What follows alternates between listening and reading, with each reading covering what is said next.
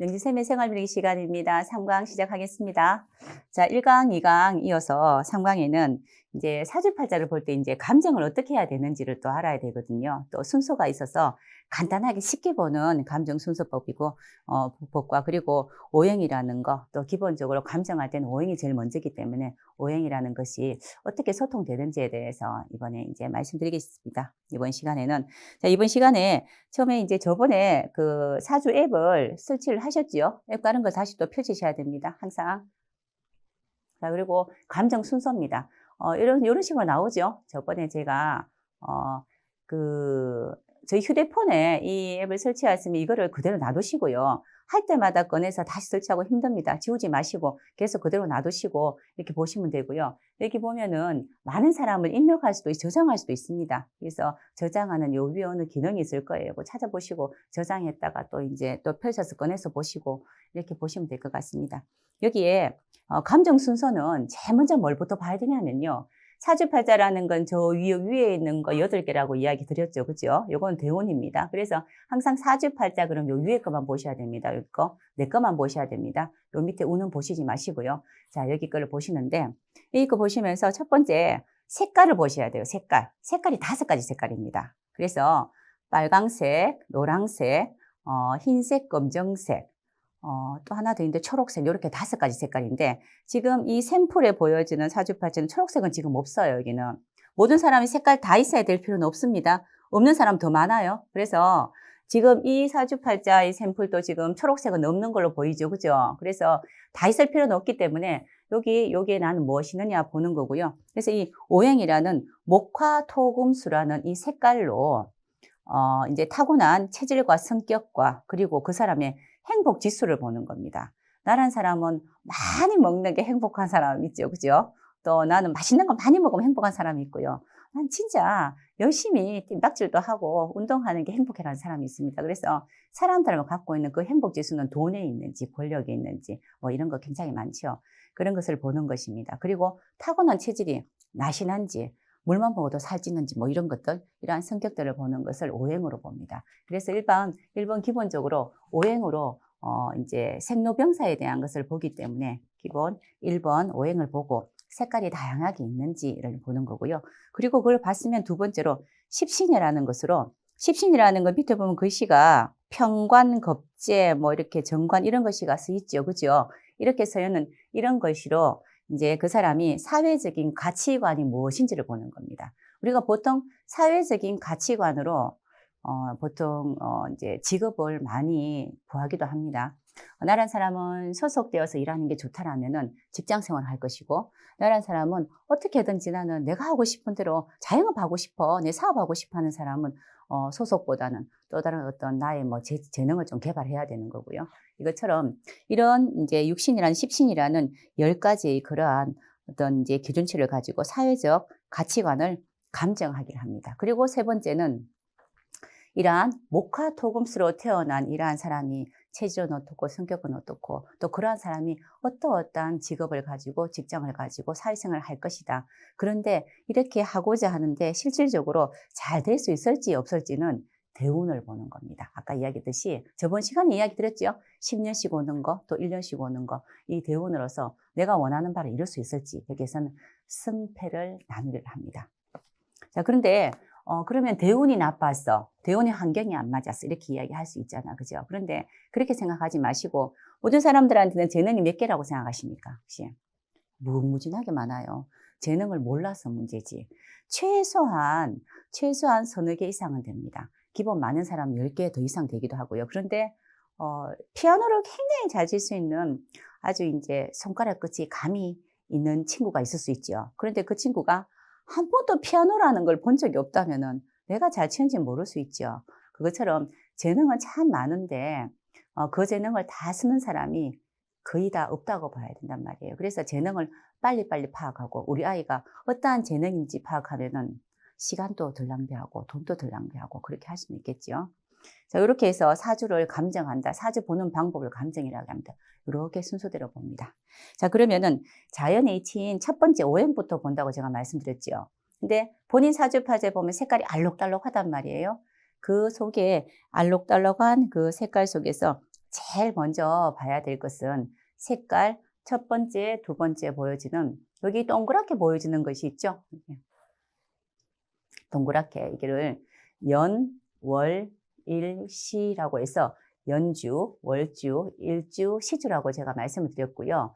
연 다음에 월, 간지에서 천간과 지지에서 밑에 있어서 월지라고 이야기합니다. 그래서 이 부분을 보시면서 이야기하는 게 제일 이제 잘 정확도가 맞습니다. 이거를 중심으로 해서 다른 것들도 곁들여서 보셔야 됩니다.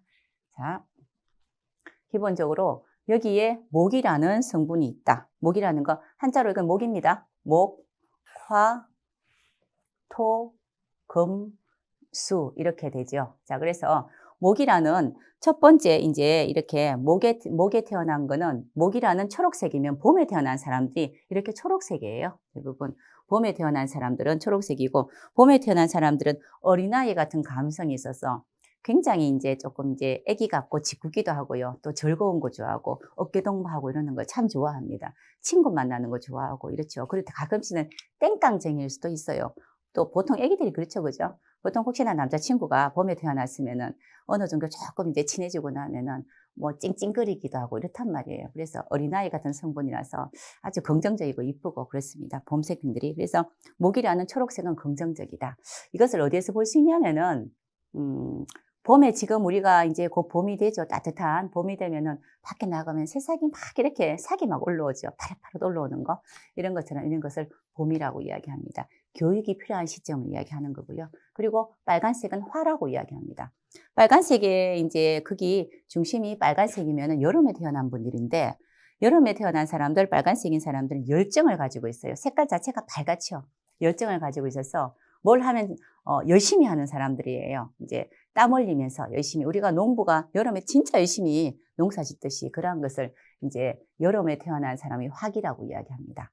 그래서 이런 사람들 같은 경우에는 청년의 감성을 갖고 있어요. 뭐든 하면 될 것이다. 한번 해보지 뭐 라는 그런 생각은 초록색도 가지고 있지만 초록색은 해보면 되겠지라는 생각을 하고 즐거움이 더 묻어져 있다면은 빨간색은 액션이 들어가요. 거기에는 행동이 들어가서 직접적으로 하는 그러한 경험들이 들어가는 거고 그리고 흰색은 가을에 태어난 사람들이 흰색으로 되어 있을 겁니다. 흰색은 나무가 초록색이 봄에 나무가 이렇게 줄기를 이루어서 또 이제 여름 되면 많이 이렇게 열심히 뭔가를 만들어내려고 하고요.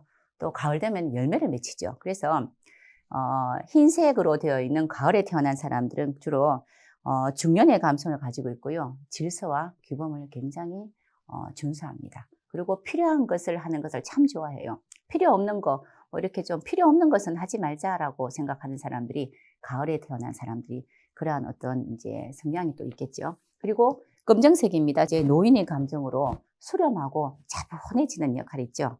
차분하게 가라앉는 거. 그래서 유연하게 어른들이 이야기하실 때 보면은 모든 것은 다 이제 시간이 되면 이치대로 될 것이라는 그런 이야기 많이 하시잖아. 그죠? 저희 어른도 연세가 참 많으신데 90 다 돼 가시는데 그렇게 열심히 일할 필요 없다.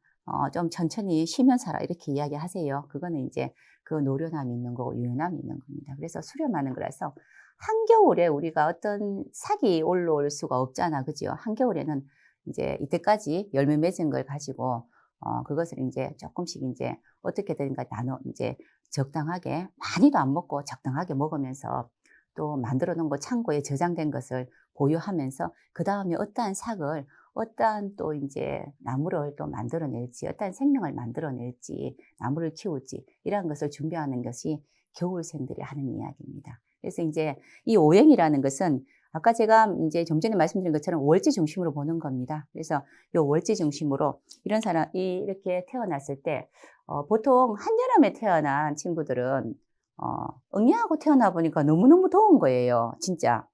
아기가 엄마 뱃속에서 자라다가 태어나니까 너무 더운 거야. 그러면은 이렇게 더운 시절에 할 수 있는 거는 주위 환경에서 보니까 다들 열심히 일하고 있는 게 보인단 말이에요. 다들 뭐 열심히 농사 짓고 뭘 하고 있는 게 보이기 때문에 인생이라는 거는 열심히 땀 흘려 살아야 된다고 생각하고 시작을 합니다.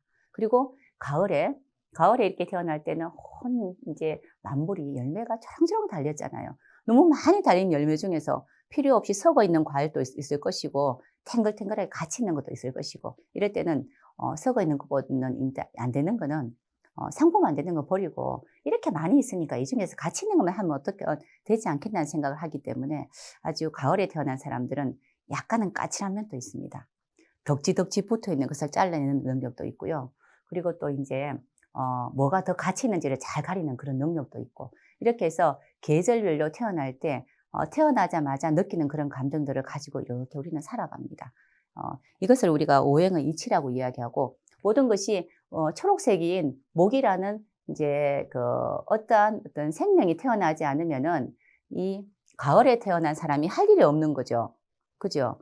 열매가 맺히는 것도 생명이 있어서 어떤 한 그루의 나무가 돼야지 열매가 맺히는 거기 때문에 이 검이라는 것도 내 사주에 가을에 태어났다면은 옆에 초록색도 하나 정도는 꼭 있어야 된다는 걸 이야기해요. 그래야 정리할 거 정리하고 가치 있는 거 고를 수 있는데 만약에 내가 이제 가을에 태어났는데 초록색이라든가 이런 게 한 개도 없으면은 어떤 것을 고를 수 있고 A급인지 B급인지 과일을 나누고 싶은데 나눌 수 있는 과일이 없다는 뜻이죠. 그러니까 모든 것을 이런 이치들은 여기에 있는 모든 색깔들이 전부 다 있어야 되지 않나 이렇게 생각하시면 됩니다. 그리고 중간에 이 노란색은 그건 무엇인가? 또 나는 다 노란색밖에 없는데요 라는 분도 계시잖아요. 그죠? 노란색은 이게 중간 역할입니다. 옮겨주는 역할을 하는 겁니다. 우리가 보면 유통하는 사람이라든가 또는 무역하는 사람들도 연결해주는 역할을 하는 거죠. 그런 것처럼 노란색이 있는 분들은 항상 안정을 유지하고 그리고 봄에서 여름으로, 여름에서 가을로, 가을에서 겨울로 이렇게 넘겨주는 역할을 참 많이 합니다. 그래서 토가 참 많으신 분들, 토가 많으신 분들은 보면은 적절한 상태를 참 유지를 잘 하려고 하세요. 대신에 또 너무 적절하면은 막 이렇게 새로운 걸 또 만들어내기는 쉽지는 않죠. 그죠? 획기적인 걸 만들기 쉽지 않기 때문에 이 모든 오행이 골고루 있으면 좋은데 기본적으로 골고루 있지가 않죠. 대부분 이렇게 있지 않아요. 10명 중에서 2명, 2~3명 정도 이렇게 5가지 오행이 다 있고요. 그렇지 않는 사람이 더 많습니다. 그럴 때는 어떻게 하느냐? 없는 오행을 가지고 있는 사람 옆에서 조금 배우시면 됩니다. 가지고 있는 색깔이 이렇게 오행적으로 색깔을 이렇게 여기는 지금 검정색, 흰색, 빨강색, 초록색, 노란색 다 있습니다. 그런데 저번 강의 시간에 보여준 샘플은 무슨 한 색이 없었어요. 그죠?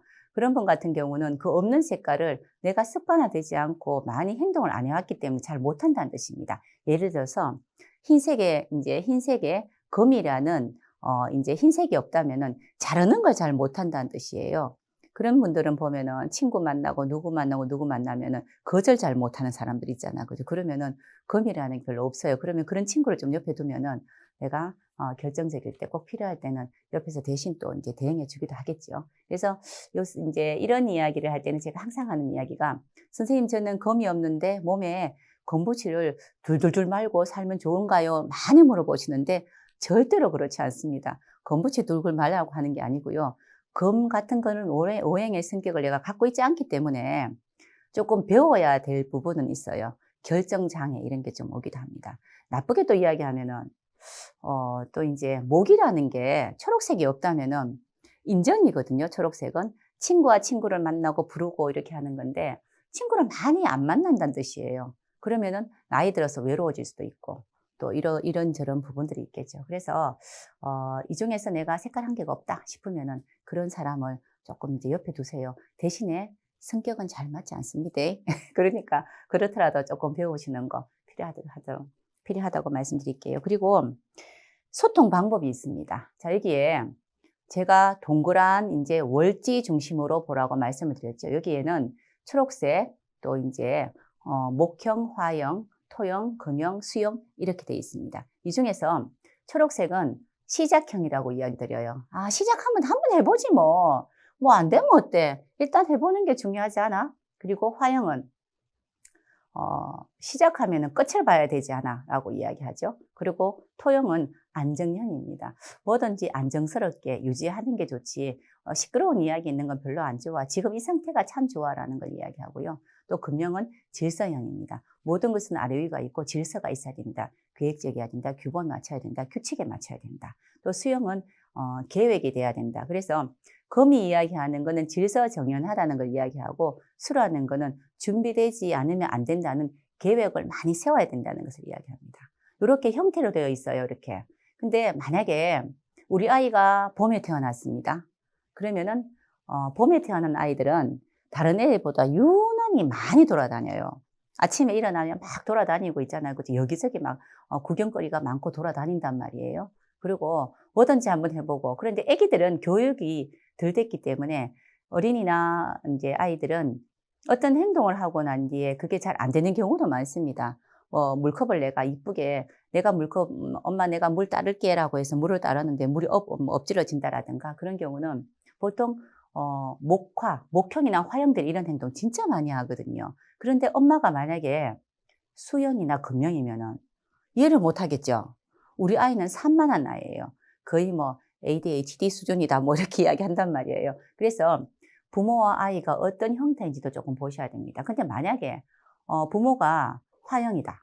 열심히 살아야 된다. 뭐든지 열심히 해야 된다. 그리고 지금 처한 환경을 열심히 살아야 되고 그리고 결과도 봐야 된다는 화형인데 아이가 만약에 수형이단 말이에요. 그럼 어떻게 되겠습니까? 느린 아이를 키우는 엄마라고 생각하죠. 우리는 너무 느려. 왜 저렇게 느린지 모르겠어. 이제 자기가 알아서 이제 방 청소도 하고, 알아서 책가방 정리도 하고 하면 되는데, 왜 저런지 모르겠어라고 이야기할 수도 있습니다. 그래서, 내가 만약에 봄에 태어났으면, 아이가 봄에 태어났다면 거의 조금 이해가 좀 돼요. 근데 이게 보통 그런 형태로 또 움직이지 않거든요. 그리고 기본적으로 부모는 사심이 있기 때문에 자식 이해 잘 못합니다. 잘 돼야 된다고 생각하고 내 자식이 최고야 된다고 생각하는 기본적인 마인드가 있어요. 그래서 이런 소통 기운으로 우리 아이와 나 또는 이제 주위 환경도 한번 둘러보는 것도 나쁘지 않습니다. 이거는 왜 제가 이거를 이제 보여드리냐면요. 이해하시라고 이렇게 한번 그 형태를 보여드리는 겁니다. 항상 보면은 옆에 주위 사람들이 만약에 시작형이 있으면요. 시작형이 목형이 있으면 옆에 무슨 형이 있어야 되겠습니까? 꼭 금형도 있어야 돼요. 목이라는 것은 산만하다는 뜻이거든요. 이것저것 가리지 않고 막 해본다는 건데 옆에 그건 아닌 것 같아 라는 사람이 있어줘야 된다는 뜻입니다. 그리고 열정을 다해서 하는 사람은 너무나 열심히 하고 열정을 다해서 우리 100m 달리기 하는 육상 선수들 보면은 진짜 앞만 보고 가죠. 그리고 달리기가 끝나고 나면은 그리고 난 이제 푹 이렇게 이제 모든 걸 다 맡겨주는데 몸에 이제 모든 에너지가 다 떨어지죠. 이게 열정형입니다. 그리고 제가 어릴 때 이렇게 TV 보면은 왜 육상 선수들은 100m까지 딱 요까지 안 가고 저 멀리까지 가더라고요. 이렇게 그거 있잖아요. 그죠? 이렇게 줄 이거를 걸고 저 멀리까지 가더라고요. 그건 화형입니다. 이렇게 에너지를 크게 쏟기 때문에 그 넘친다는 뜻인데 이게 만약에 너무 많이 넘쳐버리면은 이걸 또 저지해 줄 수 있는 그런 수도 필요하다는 겁니다. 그래서 항상 내가 화형이면은 수라는 형태를 겨울에 태어난 사람 옆에 좀 두면 좋고요. 또 그리고 내가 목형이면은 그러면은 금형을 옆에 좀 두면 좋다. 이래서 목형과 금형은 반대되는 거고 화형과 수형은 반대되는 겁니다. 그래서 보통 또 연애에서 결혼하셨죠. 그죠? 연애할 때는 보통 이렇게 너무너무 좋아서 할 때는 나하고 다른 점이 있어서 좋아하거든요. 그래서 여름생들은 겨울생 무지 좋아해요. 그래서 이렇게 결혼해서 살면서 이해 안 된다고 매일마다 싸워요, 또. 그래서 부부는 그렇게 만나지고 하는데, 살아가면서 필요한 부분들, 서로 없는 부분들을 보완하라고 이렇게 만들어지는 겁니다. 거기에서 제일 좋은 거는 어린아이들은 목화, 금수에서 목형이면 제일 좋습니다. 그래야 창의력이 생기는 거예요. 그런데 이제, 다 그렇게 만들어질 수는 없겠죠. 그죠? 애기가 만약에 수형으로 태어났으면 애기 어른 같은 느낌입니다. 애기인데 어른 같아요. 꼭 이렇게 보면 어른처럼 행동하고요. 또 이제 금형으로 가을에 태어났으면 걔도 조금 어른스러운 행동을 합니다. 근데 이제 조금 많이 저지레를 많이 하는 애들은 목화형이죠. 그죠? 딱 단순한 애기들 같은 형이죠.